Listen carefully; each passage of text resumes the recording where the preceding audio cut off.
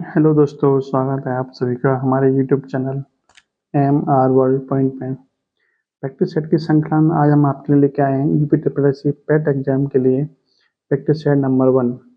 इस practice set श्रृंखला में 30 प्रैक्टिस सेट होंगे जो आपके आगामी पेट परीक्षा के लिए काफ़ी महत्वपूर्ण साबित होंगे। इस प्रैक्टिस सेट में 100 क्वेश्चन है। प्रत्येक क्वेश्चन आपका 1 नंबर का है और नेगेटिव मार्किंग के लिए आपके 1/4 के नेगेटिव मार्किंग भी है। तो आप भी हमारे साथ में प्रैक्टिस सेट लगाइए और देखिए आपका कितना स्कोर बनता है। तो चलिए शुरू करते हैं बिना किसी देरी के प्रैक्टिस सेट नंबर 1। पहला क्वेश्चन दिया हुआ है, मोहनजोदड़ो में कौन सी संरचना मिली है जो सबसे महत्वपूर्ण है? तो इसका सही आंसर हो जाएगा महास्नानागार। क्वेश्चन नंबर 2 दिया हुआ है, खिज्र खां निम्नलिखित में से किस राजवंश से संबंधित था? तो आपको सभी को पता है कि सैयद वंश का संस्थापक कौन था? खिज्र खां ही था। ईस्ट इंडिया कंपनी कब स्थापित की गई? सन 1600 में। किसके शासनकाल में रुपए का सिक्का भारत में प्रथम बार डाला गया था? तो वो समय था शेरशाह सूरी का। धार के राजा भोज निम्नलिखित में से कौन से राजवंश से संबंधित थे? तो सही आंसर हो जाएगा आपका परमार राजवंश।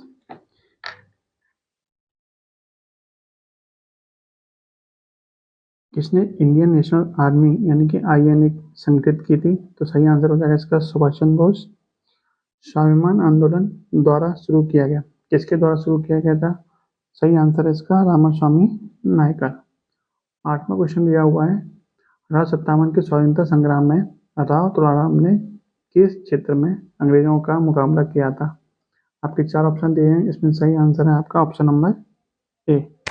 बढ़ते हैं क्वेश्चन नंबर 9 की तरफ। क्वेश्चन नंबर 9 दिया हुआ है, वर्ण का जाति से कोई लेना देना नहीं है, ये किसने कहा था? सही आंसर है आपका महात्मा गांधी।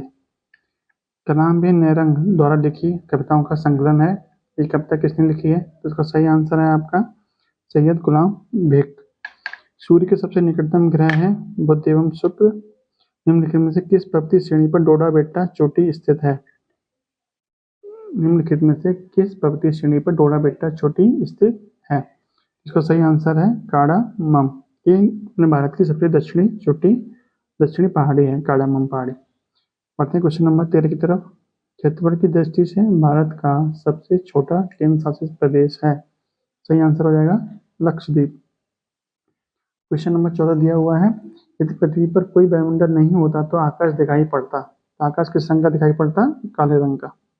क्वेश्चन नंबर 15 दिया हुआ है, क्वेश्चन नंबर 15 है, नदी डॉल्फिन के संबंध में निम्नलिखित पर विचार कीजिए। यह गंगा ब्रह्मपुत्र नदी घाटी में पाई जाती है, एकदम सही है। उसका स्थानीय नाम स्विस है, ये भी सही है आपका। यह एक अन्य प्रजाति है, ये भी सही है। आपका मतलब इसका मतलब ये हुआ आपके चारों विकल्प सही है, इसका उपयुक्त सभी आपका सही आंसर हो जाएगा। क्वेश्चन नंबर 16 दिया हुआ है, जजमानी प्रणाली ग्रामीण की रीढ़ की हड्डी है, इसका सही आंसर हो जाएगा ऑप्शन नंबर ए। निजी क्षेत्र को सौंपी गई 7वीं योजना कितने स्तर की थी? 3 स्तर की थी। सिक्योरिटी प्रिंटिंग प्रेस कहाँ पर है? नासिक में है। क्वेश्चन नंबर 19 दिया हुआ है, मनरेगा को विस्तारित कीजिए, इसका सही आंसर हो जाएगा option number C, Mahatma Gandhi rural employment guarantee act. कब आया था ये? 2006 में आया था, 2005 में आया था, 2006 से लागू हुआ था। सबसे गंभीर सामाजिक समस्या का नाम बताइए, इसका आंसर हो जाएगा ऑप्शन ए गरीबी। वित्त आयोग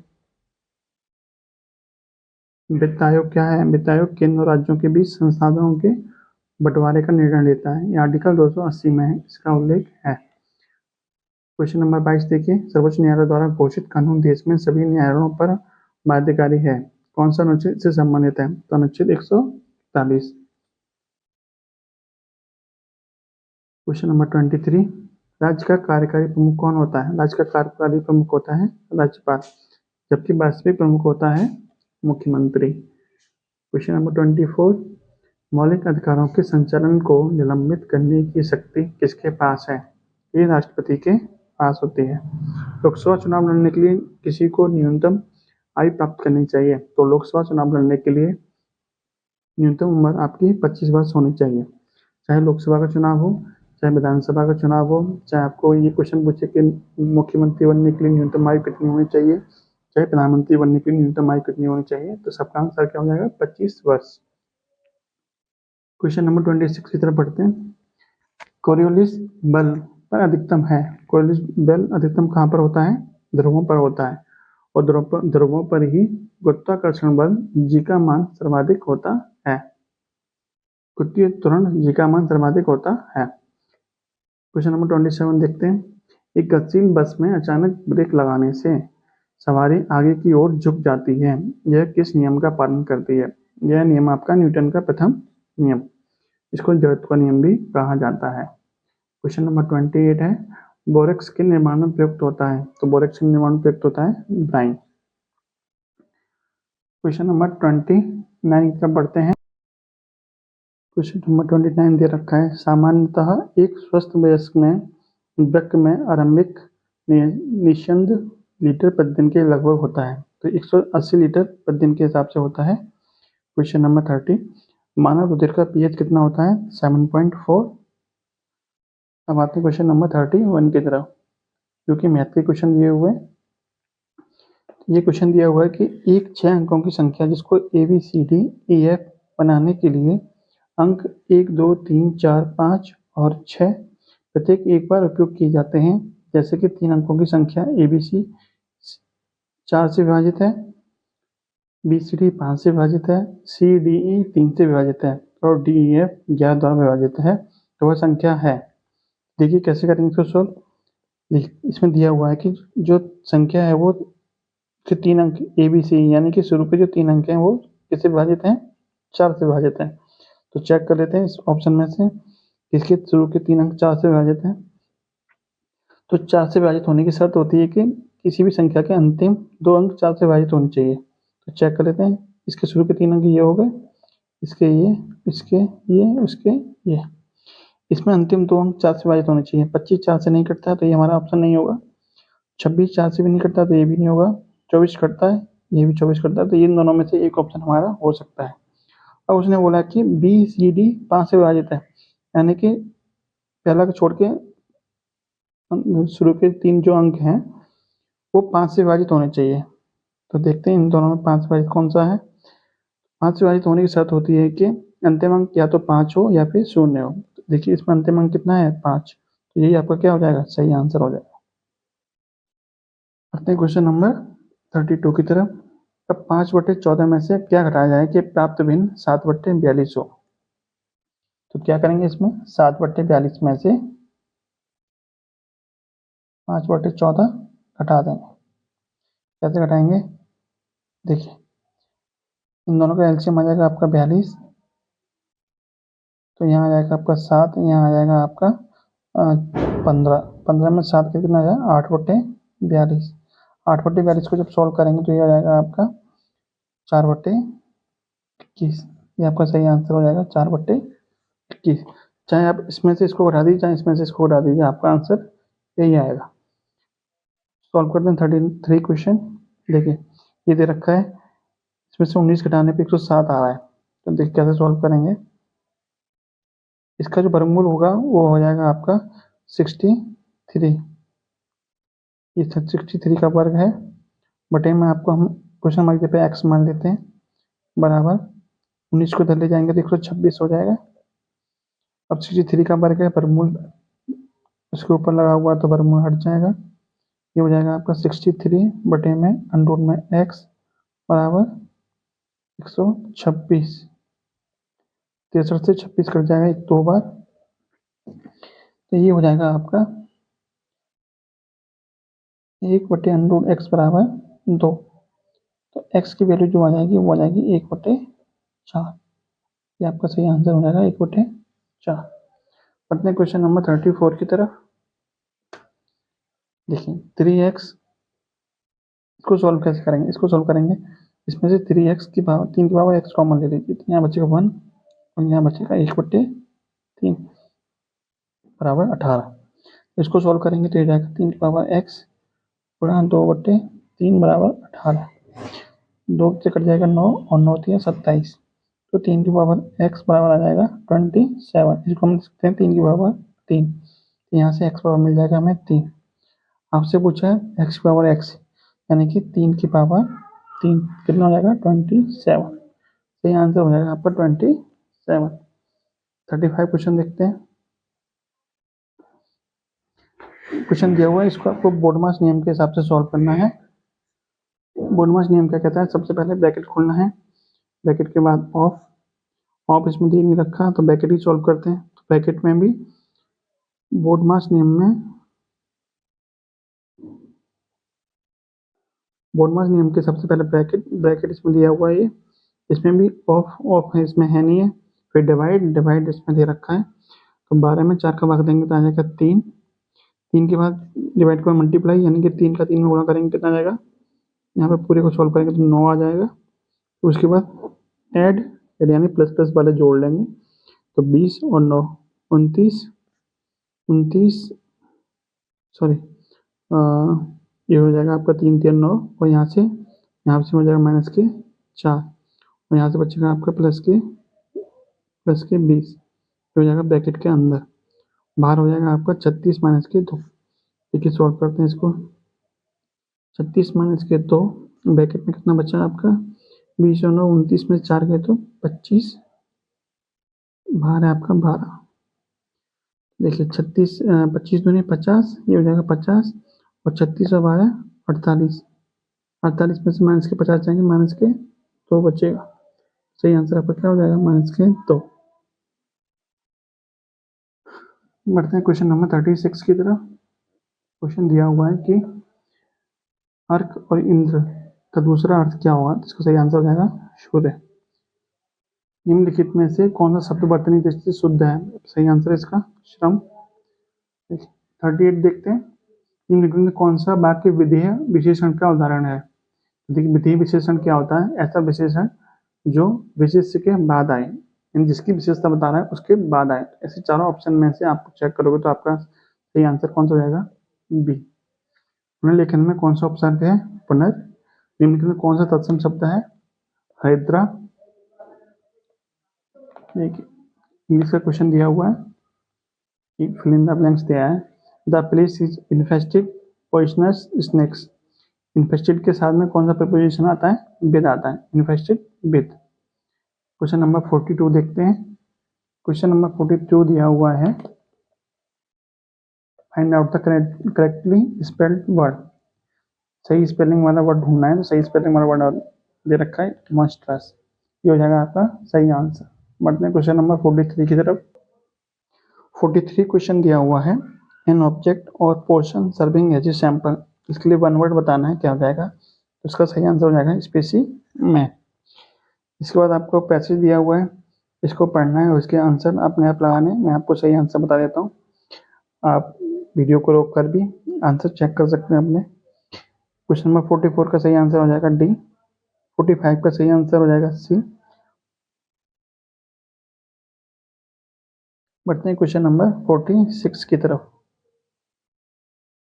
उस विकल्प को चयन करें जो तीसरे शब्द से वैसे ही संबंधित है जैसे प्रथम शब्द दूसरे शब्द से संबंधित है। लेकिन 10 का 1/10वां हिस्सा होता है दशमलव, तो 2 का 1/10वां हिस्सा या फिर 2 से संबंधित जो शब्द होगा वो कौन सा हो जाएगा, बाइनरी या फिर युग्मक। दिए गए विकल्पों में से विषम शब्द को चुनिए। इन चारों में विषम कौन सा हो जाएगा, बैंगनी, नीला, सफेद और बैंगनी, नीला, गहरा नीला और सफेद में से इसमें सफेद वाला अलग हो जाएगा। क्यों हो जाएगा अलग, क्योंकि ये बाकी तीनों रंग आपके इंद्रधनुष में बनते हैं, बाकी ये सफेद वाला रंग नहीं बनता है। आते हैं क्वेश्चन नंबर 48 की तरफ। किसी भाषा में यदि वाटर को इस तरह से लिखा जाता है और इसको इस तरह से लिखा जाता है तो टाइगर को कैसे लिखा जाएगा, तो देखते हैं। देखिए वाटर को इससे कैसे संबंधित है, डब्ल्यू के बाद में आता है एक्स यानी +1 किया है, और ए के बाद में सी है यानी +2 किया है, टी के बाद में डब्ल्यू है यानी +3 किया है, यानी पहले +1 फिर +2 फिर +3। चेक कर लेते हैं टाइगर में। टी में +1 करेंगे तो यू आएगा, यू 2 ऑप्शन में है यानी ये दोनों ऑप्शन हमारे नहीं हो सकते। उसके बाद में आई के बाद में 2 जोड़ेंगे तो के आएगा, के दोनों में है, और जी में 3 जोड़ेंगे तो जे आएगा, क्योंकि जे सिर्फ तीसरे नंबर पे इसी में, तो ये आपका क्या हो जाएगा, सही आंसर हो जाएगा।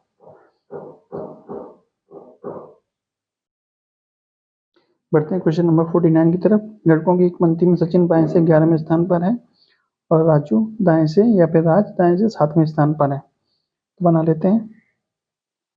जो सचिन है वो बाएं से 11वें स्थान पर है, ये 11वें नंबर पर हो गया सचिन। और जो राज है वो दाएं से 7वें स्थान पर है, ये 7वें स्थान पर हो गया राज। जब इनके स्थान चेंज होता है आपस में तो सचिन जो होता है वो बाएं से 16वें स्थान पर हो जाता है। जब सचिन कहाँ पहुंच जाएगा, यहाँ पे, तो ये बाएं से कौन से स्थान पर हो जाएगा, बाएं से हो जाएगा 16वें नंबर पे। इसका मतलब ये राजू का इससे पहले जो 7वां स्थान था, इससे पहले इसके 6 लोग होंगे, मतलब इधर भी 6 लोग बचे होंगे। यहाँ से यहाँ तक की दूरी, यहाँ से यहाँ तक के लोग 16 हो गए। इधर कितने बचे थे, 6, तो टोटल लोग कितने हो गए, 16 + 6 22। 22 तक पर क्या हो जाएगा, सही आंसर। बढ़ते हैं क्वेश्चन नंबर 50 की तरफ। क्वेश्चन दिया हुआ है, एक विद्यालय में कक्षा दोपहर 1 बजे प्रारंभ होती है और 3:52 तक चलती है। यदि इस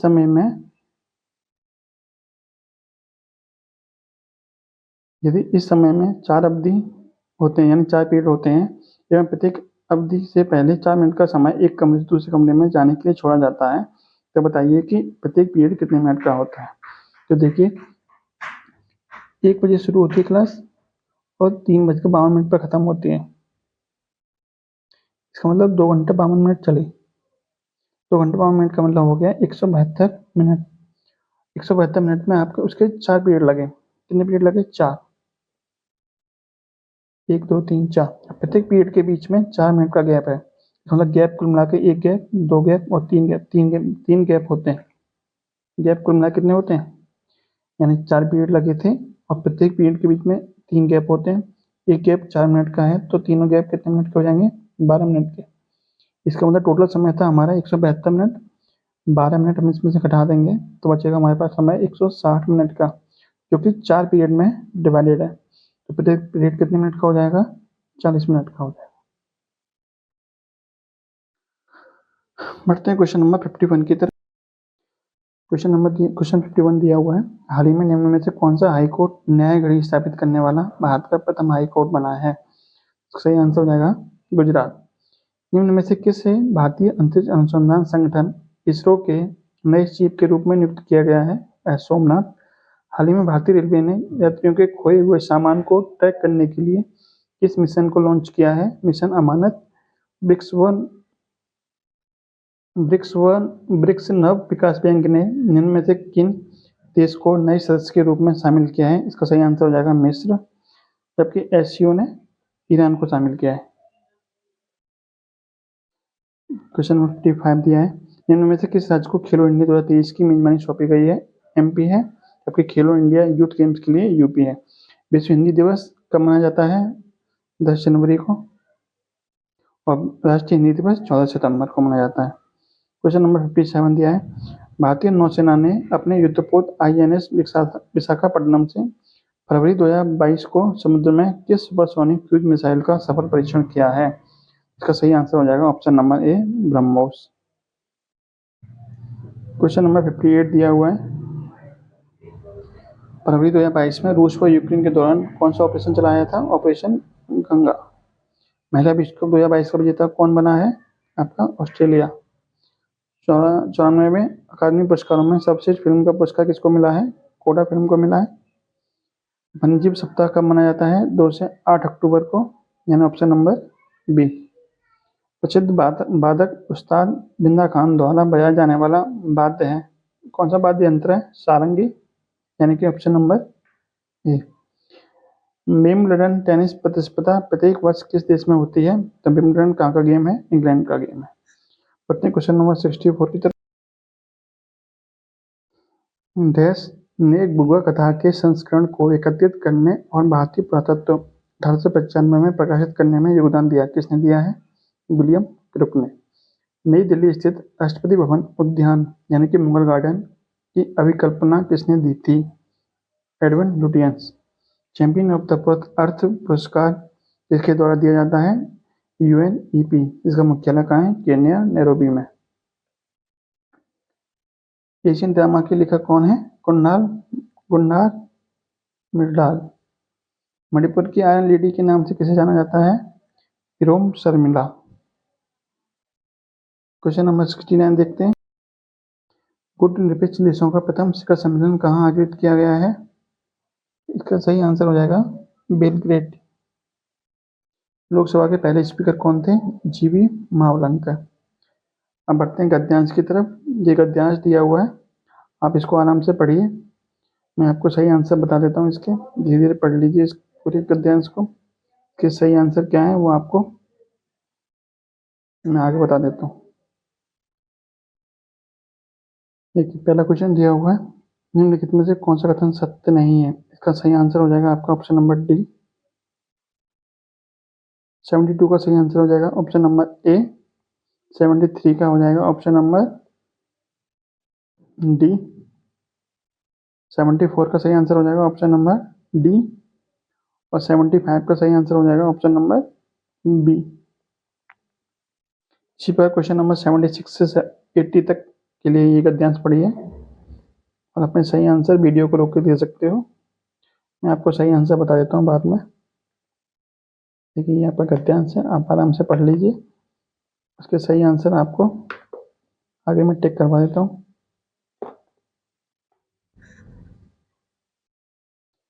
ये गद्यांश दिया हुआ है। क्वेश्चन नंबर 76 देखते हैं, इसका सही आंसर हो जाएगा आपका सी। 77 का सही आंसर हो जाएगा आपका ए। 78 का सही आंसर है ए। 79 का सही आंसर है बी और 80 का सही आंसर है आपका डी।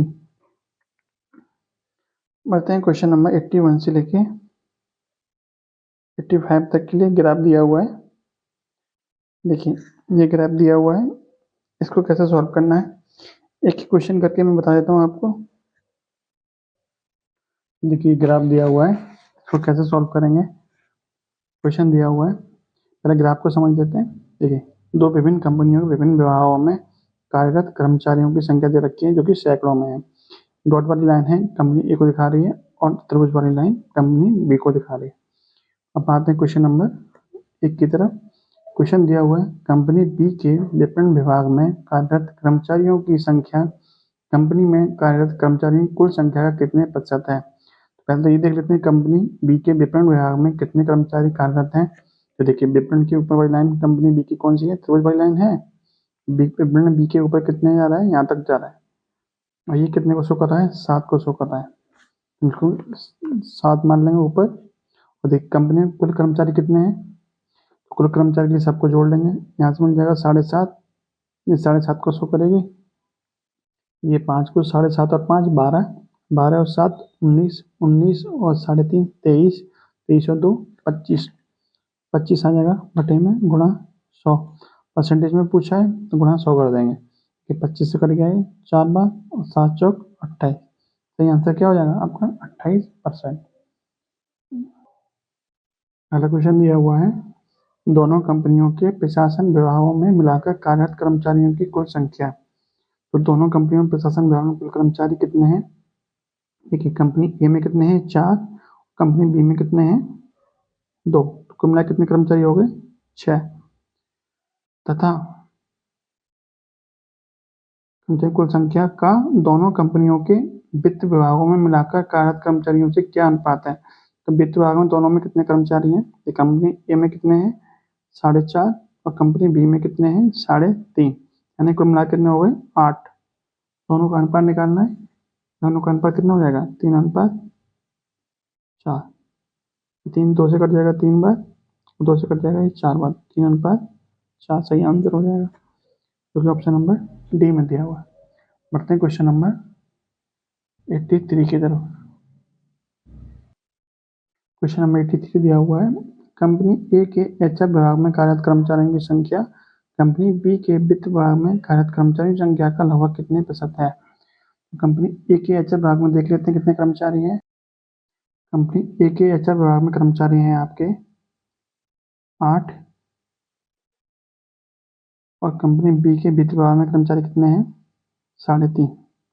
इनका परसेंटेज पूछा था, गुणा 100 कर देंगे तो ये आंसर आपका लगभग लगभग आ जाएगा 229 के आसपास या 230 के आसपास। आपका सही आंसर हो जाएगा ऑप्शन नंबर बी जो कि ऑप्शन नंबर डी में दे रहा है, ऑप्शन नंबर डी सॉरी। जो कि दे रखा है 229। बढ़ते क्वेश्चन नंबर 84 की तरफ। यदि कंपनी बी के आईटी विभाग में कार्यरत कर्मचारियों की संख्या में 20% की वृद्धि हो जाए तो कंपनी बी के आईटी विभाग और कंपनी ए के प्रशासन विभाग में कार्यरत कर्मचारी संख्या के बीच कितना अंतर होगा। देखिए कैसे सॉल्व करेंगे इसको। कंपनी बी के आईटी विभाग में कार्यरत कर्मचारियों की संख्या में 20% की वृद्धि हो जाए तो वर्तमान में कितने कर्मचारी हैं कंपनी बी के आईटी विभाग में 750। इसमें यदि 20% की वृद्धि कर देंगे हम, यानी कि 120% निकालेंगे तो हमारा आंसर आ जाएगा 900। हमारा आंसर आ जाएगा 900, यानी अब कंपनी बी के आईटी विभाग में कितने कर्मचारी हैं 900, जबकि कंपनी ए के प्रशासन विभाग में कितने कर्मचारी हैं वर्तमान में 400। दोनों का अंतर पूछा आपसे, कितना अंतर हो जाएगा 500। ये आपका क्या हो जाएगा सही आंसर। आगे आप वीडियो को रोक के ग्राफ देख सकते हैं, ग्राफ में यही सब दे रखा है। बढ़ते क्वेश्चन नंबर 85 की तरफ। कंपनी ए के सभी विभागों में कार्य करने वाले कर्मचारियों की संख्या तथा कंपनी बी के सभी विभागों में कार्य करने वाले कर्मचारियों की संख्या के मध्य कितना अंतर है, तो दोनों को जोड़ के अंतर निकाल देंगे। देखिए कंपनी ए के जब सभी विभागों के कर्मचारियों की संख्या जोड़ेंगे तो हमारा आ जाएगा 3050, और जब कंपनी बी के सभी विभागों के कर्मचारियों की संख्या जोड़ेंगे तो हमारा आंसर आएगा 2500। दोनों का अंतर पूछा है, कितना अंतर हो जाएगा 550 का, क्योंकि ऑप्शन नंबर बी में दे रखा है। ये आपका क्या हो जाएगा सही आंसर हो जाएगा। बढ़ते क्वेश्चन नंबर 86 से 90 की तरफ। देखिए ये ग्राफ दिया हुआ है, पहले ग्राफ को समझ लेते हैं क्वेश्चन करते हैं। देखिए 5 अलग अलग संगठनों में कार्यरत महिलाओं और पुरुषों की संख्या दे रखी है। 5 संगठन कौन कौन से हैं, ए बी सी डी और ई। महिलाओं को इस तरह से दर्शाया गया है, पुरुष को इस तरह से। ये यहाँ पे आपके क्या दे रखा है, लोगों की संख्या दे रखी है, कितने कितने कर्मचारी इसमें लगे हुए हैं। ठीक है, पहला क्वेश्चन की तरफ बढ़ते हैं। पहला क्वेश्चन दिया हुआ है, संगठन डी में काम कर रहे पुरुषों की संख्या उस संगठन में काम कर रहे कुल कर्मचारियों की संख्या का कितना प्रतिशत है। तो देखिए संगठन डी में काम कर रहे पुरुष कितने हैं, संगठन डी में काम कर रहे पुरुष कितने हैं, लगभग लगभग आपके बैठेंगे 3250। कितना बैठेगा 3250। और उस संगठन में काम करे कुल कर्मचारी संख्या कितना है, कुल कर्मचारी कितने हो जाएंगे, महिला और पुरुष दोनों को मिला के 3250 प्लस 2750 हो जाएंगे आपके 6000। बस परसेंटेज पूछा है, गुणा 100 कर दीजिए। जब इसको आप सोल्व करेंगे तो ये आपका आ जाएगा लगभग लगभग, देखिए 6 पंजे 30, 2 बचे 6 चौक 24, 54 पॉइंट समथिंग आंसर आ जाएगा, जो कि ऑप्शन नंबर ए में दे रखा है। बढ़ते क्वेश्चन नंबर 2 की तरफ। क्वेश्चन नंबर 2 क्या कह रहा है, संगठन ए में महिलाओं की संख्या का पुरुषों की संख्या से अनुपात बताइए। संगठन ए में महिलाएं कितनी हैं 1500, पुरुष कितने हैं 1750। 1500 और 1750 का अनुपात बताइए। देखिए 0 से 0 खत्म, 15 से ये कट जाएगा आपका, 25 से कट जाएगा 6 बार, 25 से कट जाएगा 7 बार, तो 6:7 आपका सही आंसर हो जाएगा, ऑप्शन नंबर डी। पढ़ते हैं क्वेश्चन नंबर 88 की तरफ। संगठन ई में महिलाओं की संख्या उस संगठन के कुल कर्मचारियों की संख्या का लगभग कितना प्रतिशत है। संगठन ई देख लेते हैं जरा। संगठन ई में महिलाओं की संख्या कितनी है 2750 और पुरुष कितने हैं 2500, दोनों का जोड़ कितना हो गया 5200। महिलाओं की संख्या पूछी थी,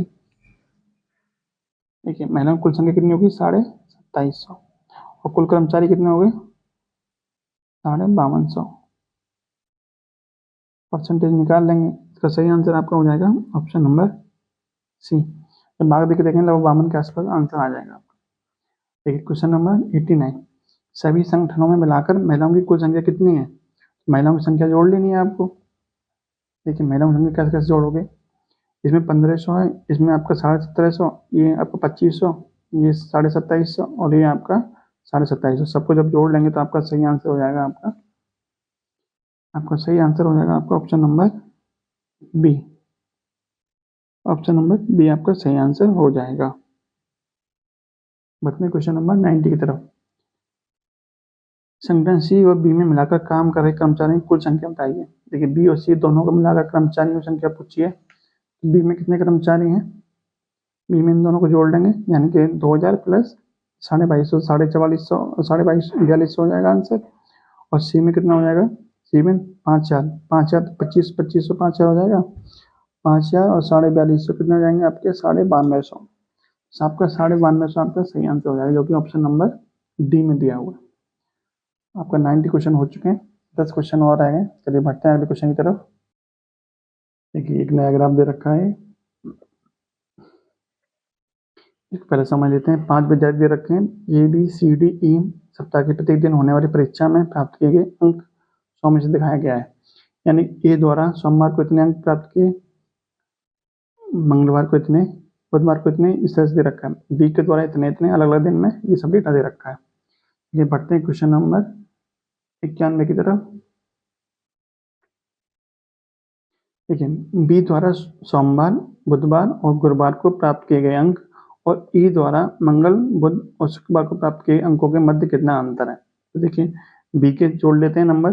बी के सोमवार को कितने थे, बी के सोमवार को थे 65, तो 65 लिखिए यहाँ 65 प्लस बुधवार को कितने थे, बी के बुधवार को 82 प्लस गुरुवार को कितने थे 72, इन तीनों को जोड़ लेंगे। उसके बाद ई द्वारा मंगलवार, बुधवार और शुक्रवार, ई के मंगल को कितने थे, ई के मंगल को थे 72, बुध को कितने थे 59 और आपका शुक्रवार को कितने थे 74। देखिए इसको जोड़ लीजिए, इसको जोड़ लीजिए, दोनों को घटा दीजिए, जो आंसर आ जाएगा, जो अंतर आएगा वो यहाँ पर क्या आ जाएगा आंसर। आपका सही आंसर आएगा ऑप्शन नंबर बी 14। बढ़ते क्वेश्चन नंबर 92 की तरफ। बी द्वारा मंगलवार को प्राप्त किए गए अंक डी द्वारा मंगलवार को प्राप्त किए गए अंकों से कितने प्रतिशत अधिक हैं। तो देखिए बी द्वारा मंगलवार को कितने अंक प्राप्त किए गए थे, बी द्वारा मंगलवार को प्राप्त किए गए थे 68 और डी द्वारा मंगलवार को कितने प्राप्त किए गए थे 51। 51 से 68 कितना ज़्यादा है 70। पूछा किससे, मंगलवार से, यानी कि 51 से कितने परसेंट है, गुणा 100 कर देंगे। 1/3, 1/3 की वैल्यू कितनी होती है 33, सही 1/3%। आपका ऑप्शन नंबर बी बिल्कुल सही हो जाएगा। अपने क्वेश्चन नंबर 93 की तरफ। ई तथा सी द्वारा सभी दिनों में प्राप्त किए गए औसत अंकों के मध्य कितना अंतर है। देखिए कैसे सॉल्व करेंगे। ई तथा सी द्वारा, यानी ई के सारे नंबर जोड़ लेंगे, उसका एवरेज निकाल लेंगे, और सी के सारे नंबर जोड़ लेंगे, उसका एवरेज निकाल लेंगे। दोनों का जो अंतर होगा वही आपका सही आंसर हो जाएगा। तो इसका सही आंसर होगा आपका ऑप्शन नंबर ए, आपका सही आंसर हो जाएगा। करना क्या है आपको, ई के सारे नंबर का औसत और सी के सारे नंबर के औसत का अंतर निकालना है।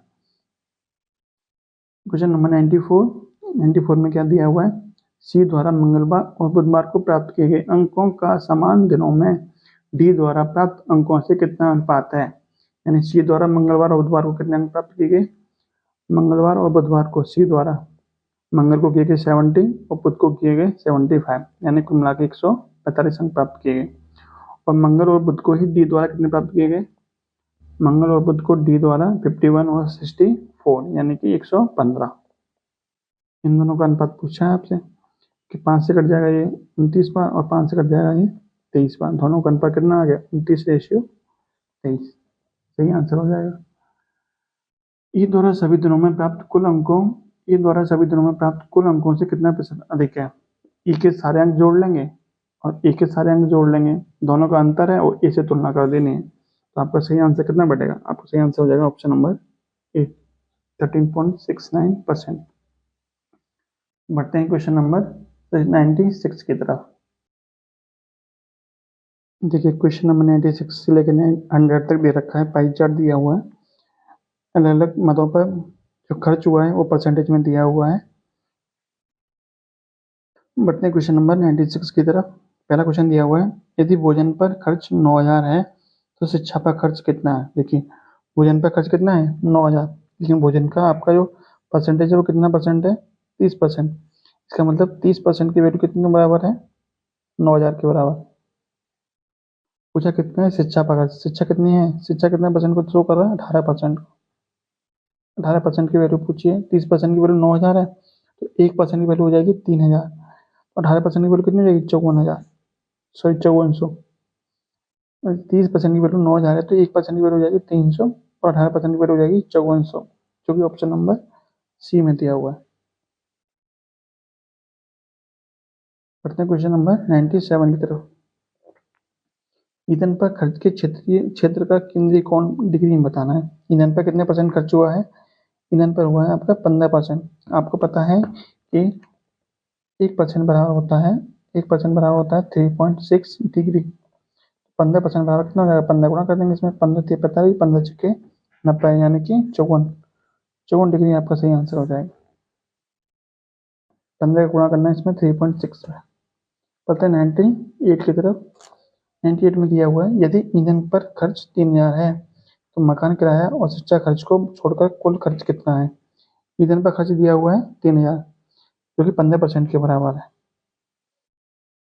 आपसे पूछा है तो मकान किराया और शिक्षा खर्च को छोड़कर, मकान किराया कितना है? मकान किराया है आपका 20%, शिक्षा खर्च 18%, 20 और 18 38%, 38% को छोड़कर, यानी कि आपसे पूछा है कि 62% का खर्च पूछा है। 15% की वैल्यू इतनी है तो 1% की वैल्यू कितनी होगी? 1% की वैल्यू हो जाएगी 200, सॉरी 2000। 1% की वैल्यू कितनी हो जाएगी? 2000। आपसे पूछा 62% की वैल्यू, 62% बराबर हो जाएगा 124, यानी 124 पे 20, आपका सही आंसर हो जाएगा। बटने क्वेश्चन नंबर 99 की तरफ। क्वेश्चन 99 दिया हुआ है, यदि भोजन पर खर्च की प्रतिशतता वस्त्र, शिक्षा और ईंधन के खर्च की कुल प्रतिशतता का x% है तो x किसके बराबर होगा? देखिए, इसको सॉल्व करने में कोई दिक्कत नहीं है, आसानी से सॉल्व कर लेंगे। यदि भोजन पर खर्च की प्रतिशतता वस्त्र, शिक्षा और ईंधन के खर्च की कुल प्रतिशतता का x% है। देखिए, यदि भोजन पर खर्च की प्रतिशतता, भोजन पर कितना खर्च दिया हुआ है? भोजन पर खर्च दिया हुआ है आपका 30%। आपसे बोला जो 30% है वो वस्त्र, शिक्षा और ईंधन तीनों को मिलाकर हमारा खर्चा बैठेगा। वस्त्र का 12 है, शिक्षा का 18 है, 12 18 30, 30 और 15 45, यानी कि 45 का x% दिया हुआ है। आपको यहाँ से एक्स की वैल्यू निकालनी है। एक्स की वैल्यू कितनी हो जाएगी? 15 से 2 बार, 15 से 3 बार, 200/3। एक्स बराबर हो जाएगा 200/3। 200/3 का मतलब होता है 66 से 2/3। आपका सही आंसर हो जाएगा। अब बढ़ते हैं क्वेश्चन नंबर लास्ट 100 की तरफ। देखिए, मकान किराया, वस्त्र और ईंधन पर खर्च की कुल प्रतिशतता भोजन पर खर्च की प्रतिशतता कितनी अधिक है? मकान किराया, वस्त्र और ईंधन तीनों को मिला के जोड़ बैठेगा, वो बैठेगा आपका खर्च, जो बैठेगा वो बैठेगा आपका मकान किराया आपका 20% प्लस वस्त्र कितना है 12 प्लस ईंधन है आपका 15%। इन सबको जोड़ लेंगे तो जाएगा आपका 47%। आपसे पूछा भोजन पर खर्च की प्रतिशतता कितना आ जाएगा? भोजन पर कुल खर्च कितना हुआ था? भोजन पर खर्च हुआ है आपका 30%। इन दोनों का अंतर पूछा आपको, अंतर कितना हो जाएगा? 17%, जो कि ऑप्शन नंबर बी में दिया हुआ है। तो ये थे आपके कुल मिलाकर 100 क्वेश्चन। आपको कमेंट बॉक्स में बताना है आपके कितने क्वेश्चन सही हुए। अगर वीडियो अच्छी लगी हो तो आप वीडियो को लाइक कर सकते हैं। धन्यवाद।